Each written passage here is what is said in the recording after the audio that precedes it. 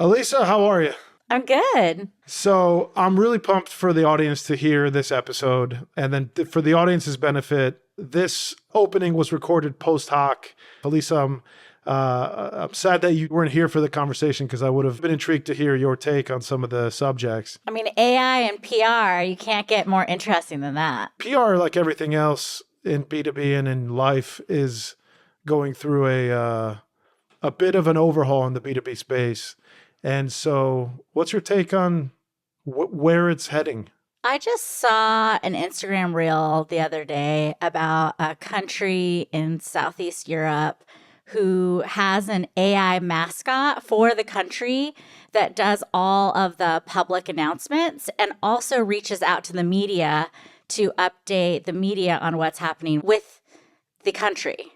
So kind of like the PR representative, speaker, and liaison, all AI generated.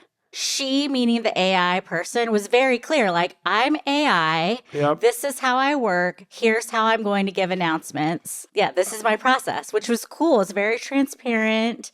And it was cool because she was like very serious. And I would love to see her in an interview, like with the press, like a digital interview. How cool would that be? The problem is, I don't think AI is ready to be unleashed on the press. So we did a whole thing on mascots in B2B. Mm-hmm. Part of the research and the stuff we published on mascots was around like AI is potentially the future of mascots for B2C, but definitely for B2B.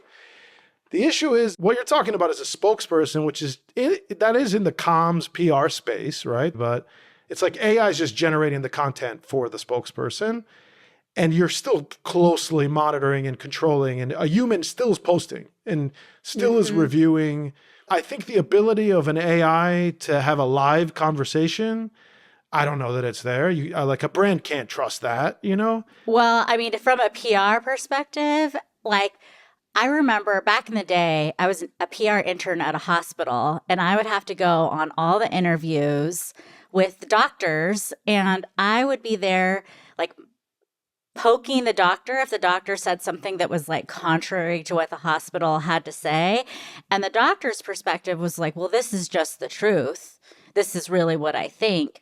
But my job was to make sure that the doctor represented the hospital more than himself. Mm-hmm. So my concern would be, is the AI representing the facts? Same concept. There's so many risks. Facts, saying something off color, just saying something that like is compromising the brand. Maybe the AI had some proprietary training materials that it was trained on. Bias in AI. Bias. Anyway, look, the bomb that you dropped, this should be, I think, even its own podcast episode. Yeah. I'm really pumped for the audience to hear about it. A lot on emerging channels, a lot on AI. And I think, are we ready to cut to the conversation with Amy? Yeah, let's hear it. I loved it. Let's go.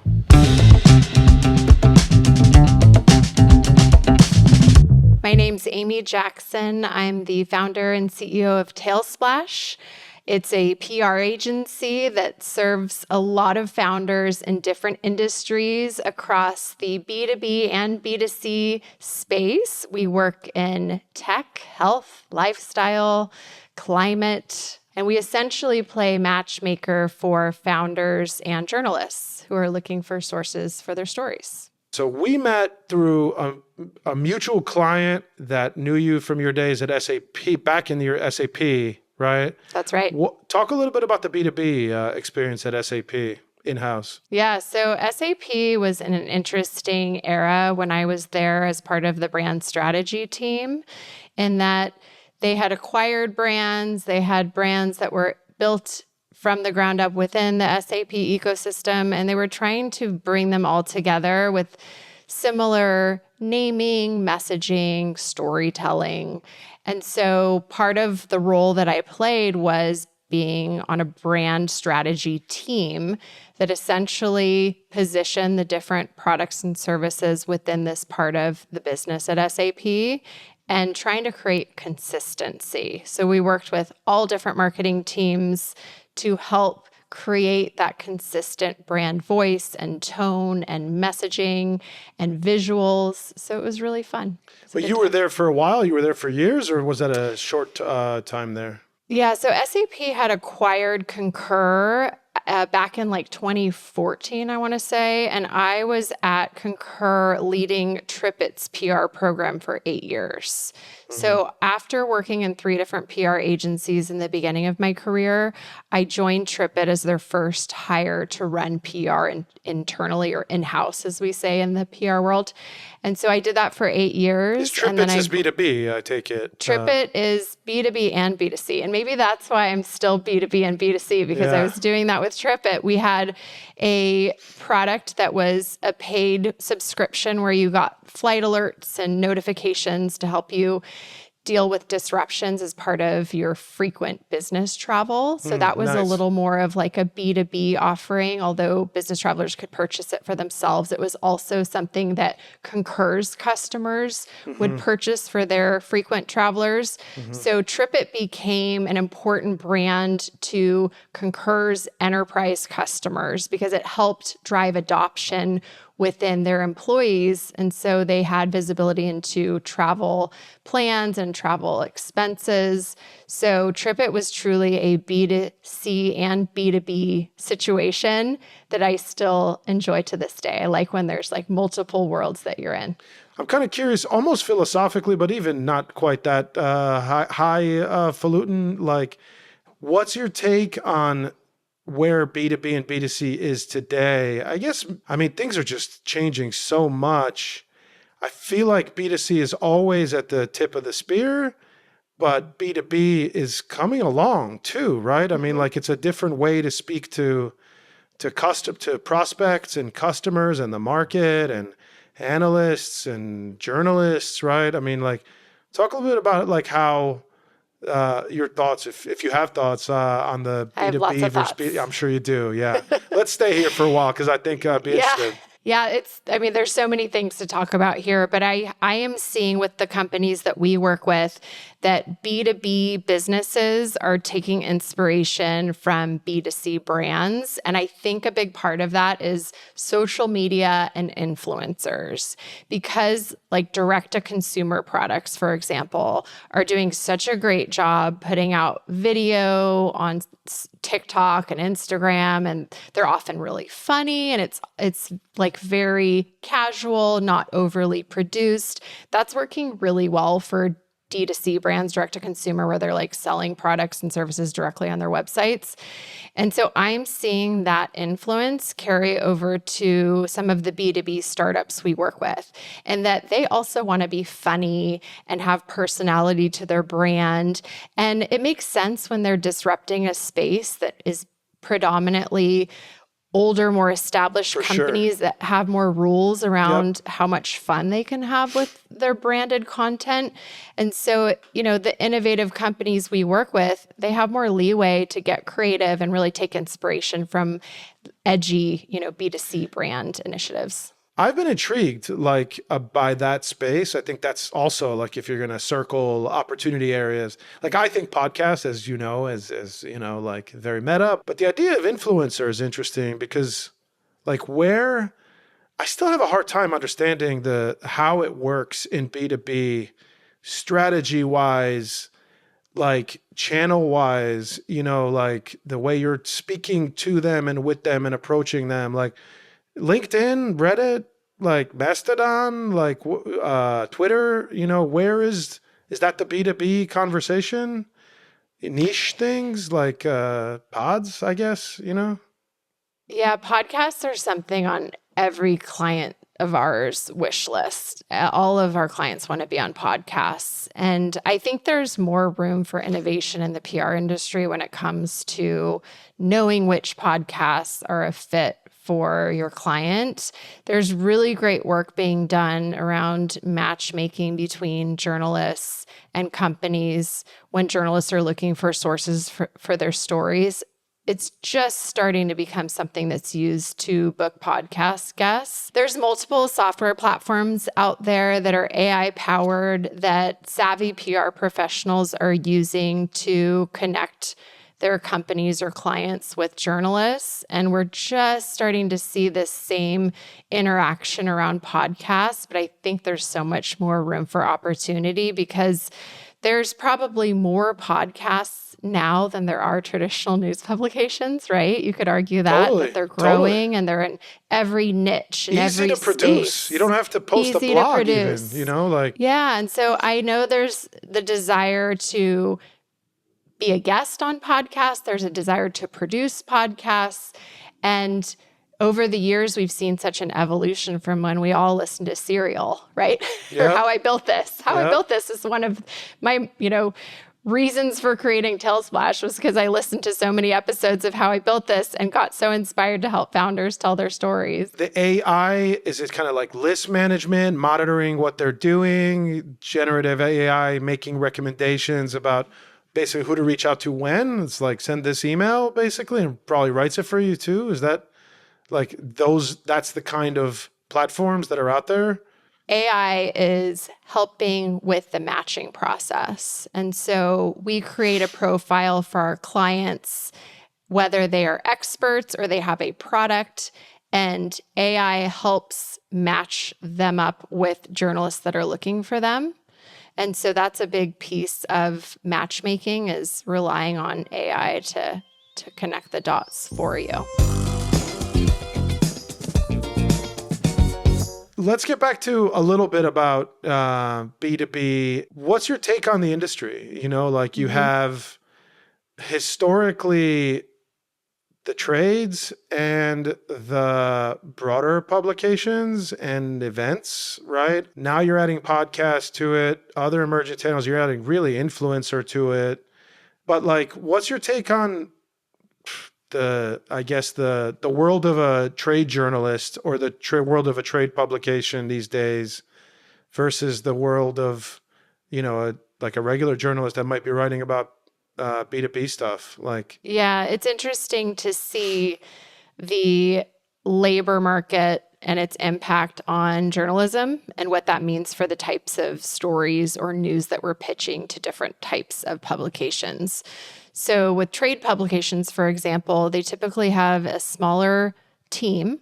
So they rely on either freelance contributors or contributed content. So there's a little more appetite for press release content, for contributed bylines or op-eds than there are in traditional media. So if you look at more mainstream newspapers, broadcasts, digital publications, they are less interested in writing company news historically than they used to be. And they are, more likely to feature expert commentary from multiple companies in one article. And so that's why we are really shifting the focus of our clients to what are the topics that you have an opinion on, that you have advice to share that's currently in the news, and offering you up as a source, an expert, versus hoping that if we make an announcement about a product update or company news, that's going to get covered by larger publications. It will get picked up by trade publications because, again, they have smaller teams. They need the content. But larger publications, they really are looking for more expertise. More so now than in previous years is what you were saying? The trend is changing in those kinds of public. Yeah. That's interesting. What about in the trade, do you see the trades as an opportunity? One of our clients, Innovation Force, does an excellent job of participating in conferences that are hosted by the same companies that write trade publications. And so you can be a speaker at a conference and then be featured when you have news to share in the publication that they're part of. You can be a podcast guest. So it's really a relationship building exercise. And that works really well in certain verticals. So we see that work well in healthcare. We see that work well in clean energy and financial services. So if you take the time to build a relationship with some of these companies that have a trade publication and a conference and a podcast, it really will pay off. If your brand has a personality, that is a game changer, I think, for your booth, for your merch. And that really could make a difference, for the way you're presenting, what you're presenting. So what is your take on, So you're a B2B brand. You should be looking to you're not necessarily just going to drop product news. You're going to be involved in conversations. You're going to put yourself out there to have quotes and so forth. That's the move right now. But what's your take on kind of like storytelling and maybe how that's changed or how you see it changing when you do talk to journalists, when you do go out to journalists with pitches? I think about what are the stories that you are relevant for that are in the news today. And in the world of AI, for example, it literally changes every day. The news cycle changes. Yeah. It never sleeps in the world of AI.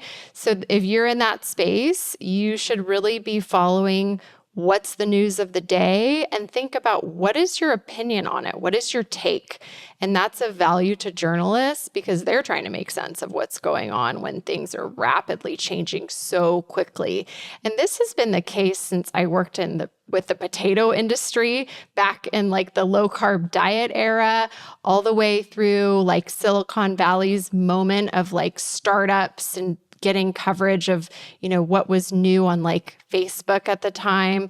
So it's a principle that's still relevant today as much as it was 20 years ago, which is follow what's in the news cycle, share your thoughts, or, think about what is your take on what's in the news, because that is a way to get coverage of your brand. And that's you reading, consuming media, and having an opinion about it.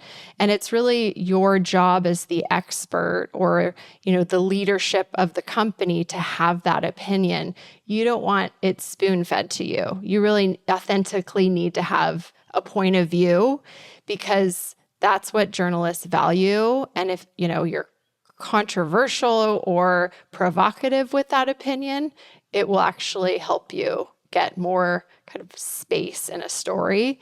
Not that we want to, be too negative or create conflict necessarily, but if you have a bold point of view, it is something that journalists will want to include in their stories about what's changing in the world. So you're thinking about PR, you're a senior leadership at a big software company, you have relationships with a bunch of influencers.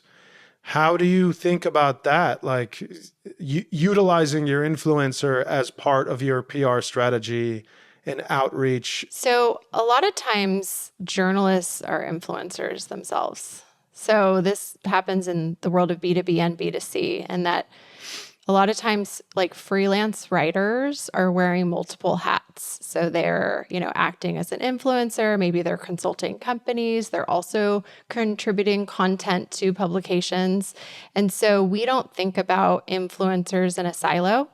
We think about who is perhaps an influencer that also is on-air broadcast talent or contributes to a top-tier publication. And so that's how I've, worked with influencers in the past, whether it was at TripIt or with some of our clients now that are interested in doing more with influencers. You do have to be prepared to have the paid engagement conversation with influencers. So, they're not all going to just, hear you out for fun, but there often is, a paid partnership involved. But if it's somebody that wears multiple hats, it's worth reaching out to them just like you would a journalist that's more traditional, because they might be interested in enough to like film a short video with you or, help you spread the news about some, launch that you're doing or even attend an event that you're hosting. That was something that was done really well when I was at SAP. I can't take credit for it, but when I was at SAP, there was a team that was bringing influencers to the conferences that SAP hosted, and all they had to do was like film content while they were there and like conduct interviews, and they could, come and meet all these other companies and maybe drum up some business for themselves too. Yeah, we have a couple clients that have done that, but I haven't thought about it broadly as like a tactic. I take it that's par for the course now with any savvy marketing department in a B2B company, in a larger B2B company these days. I honestly don't know how many B2B companies are leveraging influencers. I think in tech, it's a good proportion, that have a larger marketing organization. They're going to be thinking about influencers. But for startups that maybe don't even have a marketing team yet, and that's some of the companies that we work with, they aren't necessarily thinking about influencers just yet. I think it's more of an advanced strategy that you think about, whether you have a PR agency helping you think about it or a larger marketing team that is, including that in the marketing mix. And in tech, are you operating more in the micro influencer space, or how does that work? Yeah, so there's different channels that people can influence, right? YouTube is a great influencer channel for B2B and tech, especially because it lends itself to demos and reviews and things that are really supportive of what a tech brand is trying to communicate. In the B2C space, we see more formal partnerships between brands and influencers, and that often looks like, co-launching or doing a collab, where you're launching a product that has both brands attached to it. So I think there's inspiration there that could make its way into the B2B space where, Interesting. Maybe you're doing a collab How? the B2C brands that's are. A really cool I don't know. I'm idea. just riffing right now. I love it. I'm into it. Yeah, I think this is innovation in progress. I love it. On a podcast, but how? So let's think about that. How does that work? Yeah. Right? How do you collab with a B2B product? Maybe you take a 5% on a certain, I don't know, and you tell the audience that, you know what I mean? I'm kind of co-investing in supporting this product because I believe in it so much. Yeah, I think in the world of B2B, it is definitely an interesting idea where in order to launch something new or sell your services in a more creative way, you bring in an influencer and they kind of co-brand it or they invest. We've seen this work with celebrities that are investors in tech startups. Ryan Reynolds, right? I mean, exactly. Yeah. Ashton Kutcher. Yeah, you get an influencer to be an investor. It's the investor piece is how you get the co-branding. Right. That's interesting. Yeah, that makes a lot of sense. Yeah, Ashton Kutcher's deep into the VC space.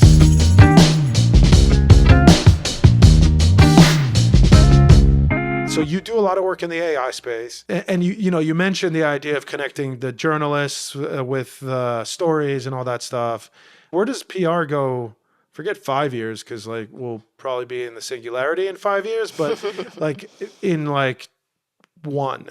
You know what I mean? Yeah. Have you thought about that a lot? There's two things that we could be doing better in the world of PR. One is reporting out on results and not just the traditional, here's where we got coverage for you. And, we'll kind of triangulate Google domain authority for, the publications that you're in. AI could be making that type of reporting so much better, so much more real time and less manual and therefore less expensive. So I'm sure it's in process somewhere, but I'm definitely on the lookout for better just results reporting and triangulating data. We get a lot of anecdotal feedback from clients. It just happened this week where I had a client that was on a major broadcast news program in the Philippines because she was on the presidential trade mission there. And, that's a new market for us. We don't do a lot of media relations in the Philippines. Because she was on the biggest business news show there in the Philippines, she had a partner that she's been in talks with actually see it, share it around. It became this influential piece of content as part of their discussions. And that's really hard to measure in a spreadsheet, right? That impact of putting news out or putting a LinkedIn post out. We had another client that started to talk about their new business on LinkedIn and have been flooded by interest in demos and sales conversations. And so one piece of content, one piece of coverage can have so much impact. It's really hard to measure it in a traditional way. So maybe there's an opportunity for AI there. And then the last piece is conferences and events. All of our clients have something to offer to speak at conferences or events, and it is very manual to identify all the different conferences and speaker deadlines and proposals Totally. and what they require. It is so manual and another time-consuming PR activity that could be made much more efficient with AI. But part of it is like you have really dynamic data and it's lives in really, disparate places, like on the organizer's website Yep. or in an email. Like it's not as straightforward, like ask, ChatGPT for the submission deadlines. It doesn't work. Managing lists, I take it is, I know Salesforce and everybody that's a list is HubSpot, and others are already embedding it, obviously Microsoft and beyond. But on the writing side and on like the creative side of what you do, are you seeing it used more and more? Are you seeing more use cases? Yeah, we have to be careful because if we give journalists written content that's AI produced, it will not be able to be used in a story. So they can't use AI to write their articles. We can't use AI to generate responses or quotes for their stories. So we really have to follow their lead when it comes to the use of generative AI and written content in the world of journalism. The other place I've seen it used is like quickly whipping up a blog post, which I think is a great use case. I think there's still some issues with Google and what its algorithms will do with AI generated blog content. But it would be nice if that was welcomed, because blog content is a great use case for, AI. Yeah, all that kind of stuff. I mean, we're in the process of working on a book on podcasting, and we basically put together the outline, and then we talked through the outline, transcribed it, and now we're running it through AI. And we're going to acknowledge, awesome. you know what I mean, that like this is supported by ChatGPT. So we're not going to lie about that. But it's not that easy, like there's so many issues there, and we now we have an editor that's coming in. So yeah, it's not quite there yet, but it's really close. I feel like GPT-5 is going to look a lot different, Yeah, well, and a book is a great strategy for kicking off a PR program. Because even though the book incorporates AI generated content, the fact that you're authoring a book makes you more interesting to a journalist or even a podcast producer, right? So we've talked a lot about storytelling. We've talked on the creative side. We've talked a lot about the PR side. What are some other kind of emerging tactics, emerging channels that maybe you see the seedling of right now, or maybe you can envision? You already gave one, which was collabs in the B2B space. So Yes. all of you influencers, you should be doing collabs. Pitch the B2B brands that you love, that you authentically use, right? I will say we are leveraging video more than we used to. Like we're embracing video in a big way because of social media and like the influence of YouTube, and podcasts are now on video. Here we are. So we are embracing video more ourselves as an agency. And also we know our clients need help with video. And so it doesn't have to be the most polished, produced, beautiful sizzle reel, but really just like video shorts for social media is something that our clients regularly ask about and that we are embracing ourselves at TaleSplash. What are you seeing in the B2B short space on YouTube? I mean, product stuff, industry commentary, Reels on Instagram, TikTok, all of that. What does a B2B, let's say a more old school B2B brand that maybe hasn't gotten very creative on YouTube, not even on TikTok, what kind of shorts could you envision in the B2B space from a creative perspective? You know what I mean? Like what a demo, So demos definitely come up as something that our B2B tech clients are already producing. Like they are demo ready. So that feels like an easy starting place. But we've had conversations about, what if you did the green screen where you had the demo going and you're speaking to it using the green screen functionality that you can do on like TikTok or Instagram, just to make it a little more engaging. So it's, again, borrowing inspiration from the world of B2C and thinking about, making your videos a little more engaging and short, right? Short is key. And so, we're just like leaning into, for each of our clients, where are their audiences? For many of our clients, especially in the B2B space, TikTok is not where their audience is. So we are not necessarily prioritizing that.